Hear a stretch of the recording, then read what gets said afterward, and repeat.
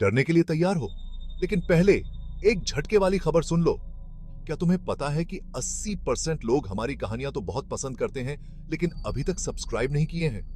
हाँ, बिल्कुल सही। अगर तुम भी उन 80% में से हो, तो हमारी एक छोटी सी गुजारिश है।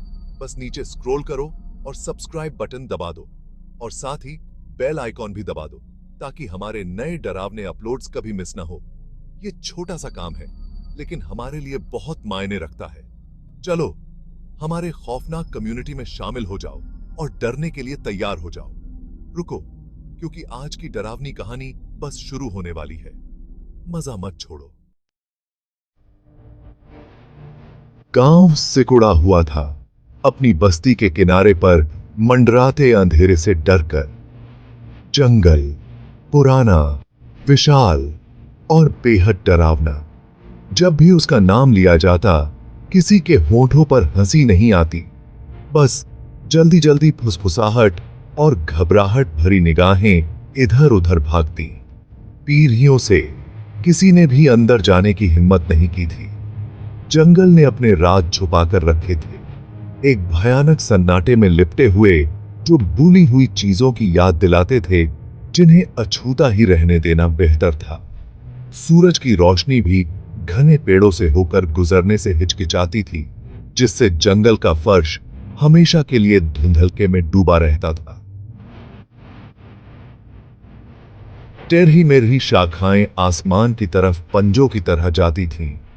उनकी गांठदार उंगलियां कंकाल के हाथों की तरह किसी अनदेखी चीज को पकड़ने के लिए ऊपर उठी हुई थीं। हवा भारी थी, गीली मिट्टी और सड़ते पत्तों की गंध से भरी हुई।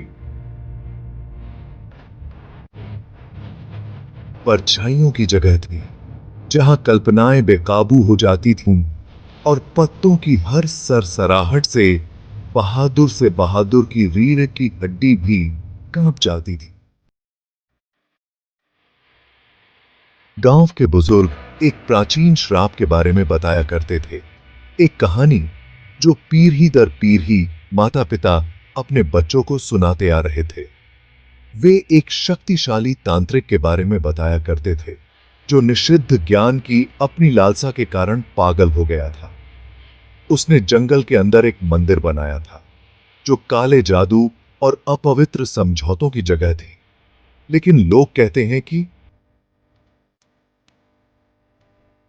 उसके अहंकार ने धरती की आत्माओं को क्रोधित कर दिया था और उन्होंने उसे श्राप दे दिया था। उसकी प्रतिशोधी आत्मा को जंगल की गिरफ्त में कैद कर दिया था। वह मंदिर, जो अब खंडहर से ज्यादा कुछ नहीं था, उस कहानी का प्रमाण था। मुड़ी हुई पत्थर की मूर्तियां, उनके चेहरे खामोश चीखों में जमे हुए थे। उसके टूटे हुए प्रवेश द्वार तक जाने वाले उगे हुए रास्ते की रखवाली करते थे। गांव वाले कसम खाते थे कि अमावस्या की रातों में उसकी गहराई से फीकी मंत्रोच्चार की गूंज सुनाई देती है, जो उस काले जादू की याद दिलाती है जो कभी हवा में व्याप्त था। इतने सालों में जंगल की क्रूरता की फुसफुसाहटें केवल कहानियों से कहीं ज्यादा बरछ गई थीं। जो शिकारी इसके किनारे के बहुत पास जाने का दुस्साहस करते थे, वे परेशान करने वाली घटनाओं के बारे में बताया करते थे। हवा में अशरीरी फुसफुसाहटें, पेड़ों के बीच झिलमिलाती हुई परछाइयों की झलक, कुछ लोग देखे जाने की भयानक भावना के बारे में बताया करते थे। उनके कदमों पर अनदेखी निगाहें होती थीं। फिर शुरू हुआ गायब हो। पहले तो उन्हें दुर्भाग्यपूर्ण दुर्घटनाएं मान लिया जाता था, खोई हुई आत्माएं जो गांव से बहुत दूर भटक गई थीं और जंगल की बेरहम गिरफ्त का शिकार हो गई थीं। लेकिन जैसे जैसे गायब होने की घटनाएं बढ़ती गईं, एक भयानक सच्चाई सामने आने लगी। जंगल केवल जान नहीं ले रहा था, वो उन्हें चुरा रहा था, पीछे एक गूंजता हुआ सन्नाटा छोड़कर जो बहुत कुछ कहता था। विजय, एक युवा शिकारी जो अपने स्थिर हाथ और उससे भी स्थिर नसों के लिए जाना जाता था, ने कहानियों का उपहास किया। उसने उन्हें बूढ़ी औरतों की कहानियां बताकर खारिज कर दिया। ऐसी कहानियां जो गांव के बच्चों को कतार में रखने के लिए गढ़ी जाती थी। जंगल उसकी आजीविका थी, उसकी बदौलत ही उसका परिवार पलता था। उसने यह मानने से इनकार कर दिया कि इसमें भूखे बाघ या गुस्सैल भालू से ज्यादा खतरनाक कुछ भी है। एक शाम शराब के नशे में और अपने साथियों के तानों से उत्साहित होकर विजय ने एक चुनौती दी। वो शापित जंगल के बीचों बीच जाएगा, उसकी छायादार छतरी के नीचे एक रात बिताएगा और सुबह तक वापस आएगा। अगर जंगल में फुसफुसाहट में जरा भी सच्चाई है तो वो उसे बेनकाब करेगा। उसके साथ ही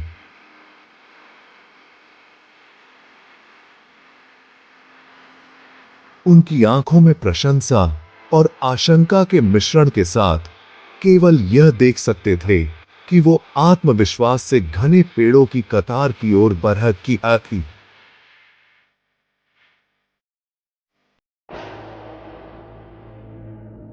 भाग 5। खुला मैदान। जंगल ने विजय का एक भयानक सन्नाटे के साथ स्वागत किया। उसके कदम, जो आमतौर पर झींगुरों की चहचहाहट और छोटे जीवों की सरसराहट से भरे होते थे, एक दमनकारी शांति ने निगल लिया। हवा काफी ठंडी हो गई। उमस भरी रात के बावजूद उसकी बाहों पर रोंगटे खड़े हो गए। वो आगे बढ़ता गया, उसका आत्मविश्वास हर कदम के साथ डगमगाने लगा।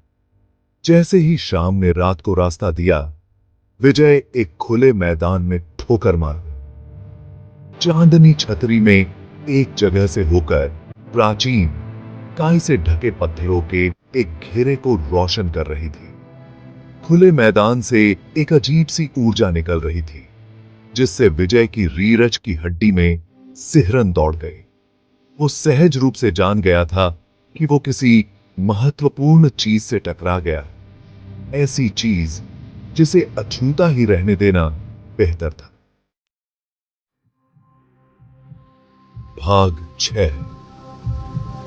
अंधेरे में फुसफुसाहटें। उसने वापस मुड़ने की कोशिश की, अपने कदमों को जंगल के किनारे की सुरक्षा तक वापस लाने की कोशिश की, लेकिन एक अनदेखी शक्ति उसे वहीं जड़े रहने के लिए मजबूर कर रही थी। हवा और भी घनी हो गई, जिससे सांस लेना मुश्किल हो गया। और फिर उसने उन्हें सुना। फुसफुसाहटें, पत्तों की सरसराहट जितनी कोमल, फिर भी उसके दिमाग के शीशे के टुकड़ों की तरह तेज। वे उसके चारों ओर घूमती रहीं, ताना मारती रहीं, इशारा करती रहीं। उनके शब्द समझ से बाहर की आवाजों का एक झुंड थे, जिससे उसकी रीरज की हड्डी में ठंडक दौड़ गई। उसके अंदर दहशत भर गई, जो उसकी समझ को मात देने की धमकी दे रही थी। उसने भागने की कोशिश की, खुद को उस अनदेखी पकड़ से मुक्त करने की कोशिश की जिसने उसे बंदी बना लिया था, लेकिन उसके पैर भारी हो गए थे, मानो कंक्रीट में ढंके हुए हों। वो फंस गया था। उसकी हर हरकत एक अनदेखी शक्ति द्वारा नियंत्रित हो रही थी, जो उसके आतंक पर पलती हुई प्रतीत हो रही थी। भाग 7। समझौता। जैसे ही फुसफुसाहटें चरम पर पहुंची, पत्थर के घेरे के केंद्र में एक आकृति सामने आने लगी। वो झिलमिला रही थी, परछाइयों और चांदनी से बनी एक पारदर्शी आकृति। उसकी आंखें, दो चमकते अंगारे, विजय में समा गए, उसे नंगा कर दिया, उसके गहरे डर और सबसे गहरी इच्छाओं को उजागर कर दिया। आकृति बोली। उसकी आवाज एक नीची, कर्कश गुर्राहट थी, जो विजय की छाती के भीतर तक कंपन कर रही थी। इसने उसे एक विकल्प दिया, शक्ति, धन, अमरता, उसकी आत्मा के बदले में। शब्द, हालांकि ऐसी भाषा में बोले गए थे जो वो नहीं समझता था, उसके दिमाग में भयानक रूप से स्पष्ट थे। यही जैसा यह एक समझौता था, उसकी समझ से परे ताकतों के साथ एक सौदा था। भाग 8 सन्नाटे में वापसी। अगली बात जो विजय को याद आई वो थी उसके चेहरे पर धूप का एहसास। वो जंगल के किनारे पर पड़ा था, उसका शरीर पिटा हुआ था और उस पर चोट के निशान थे। उसके कपड़े फटे हुए थे। उसे रात की कोई याद नहीं थी, खुले मैदान की या उस आकृति की कोई याद नहीं थी जिसने उसके सपनों को सताया था। क्या यह सब एक बुरा सपना था? डर और थकावट के कारण हुआ एक मतिभ्रम? वो लड़खड़ाता हुआ गांव वापस चला गया। उसका दिमाग भ्रम और डर के तूफान में खो गया। गांव वाले जो जंगल के किनारे पर इकट्ठा हो गए थे, उसका कोई निशान खोज रहे थे। उसे जीवित देखकर राहत मिली, लेकिन उनकी राहत एक अनकहे डर से सराबोर थी। उनकी आंखों में एक पहचान थी कि विजय ने कुछ देखा था, कुछ ऐसा जिसने उसे हमेशा के लिए बदल दिया था। भाग 9 अशांत आत्माएं।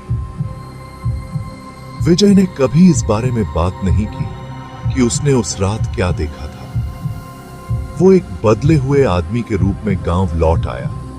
उसका युवा अहंकार एक भूतिया सन्नाटे में बदल गया। उसकी आंखों से हंसी गायब हो चुकी थी। उसकी जगह डर की एक सदाबहार परछाई ने ले ली थी, जो शारीरिक घाव भरने के बाद भी लंबे समय तक बनी रही। गांव वाले उसके भीतर बदलाव को भांपते हुए उसकी निगाहों से बचते थे। शापित जंगल के बारे में फुसफुसाहटें तेज हो गईं, जो विजय के अनकहे अनुभव से प्रेरित थीं। उसने अज्ञात के हृदय में प्रवेश किया था और उसके स्पर्श से हमेशा के लिए चिह्नित होकर लौट आया था। वो जंगल की शक्ति का जीता जागता प्रमाण था, एक निरंतर याद दिलाता था कि कुछ राज दबे रहना ही बेहतर है, सपी सकेतर है। भाग 10 अटूट भय। जंगल बना रहा, गांव पर नजर रखने वाला एक खामोश प्रहरी। इसने अपने राज को करीब रखा, उन्हें मनुष्य की ताक झांक भरी निगाहों से बचाकर रखा। गांव वाले विजय के अनुभव से उनका डर फिर से जाग गया। शापित तांत्रिक और उसके अपवित्र समझौते के किस्से फुसफुसाते रहे। जंगल जो कभी जीविका का स्रोत था, अब डर का प्रतीक था। एक ऐसी जगह जहां अंधेरा छाया हुआ था और प्राचीन बुराइयां उभर रही थीं, और इसलिए गांव सिकुड़ा हुआ था। अपने किनारे पर मंडराते अंधेरे से आराम की तलाश में जंगल बना रहा, एक निरंतर याद दिलाता रहा कि कुछ रहस्य अनसुलझे ही रहना बेहतर है, कुछ दरवाजे बंद ही रहना बेहतर है, क्योंकि अज्ञात की परछाइयों में डर पनपता है और शापित जंगल की फुसफुसाहट गूंजती रहती है, विश्वास की स्थायी शक्ति का एक भयानक प्रमाण।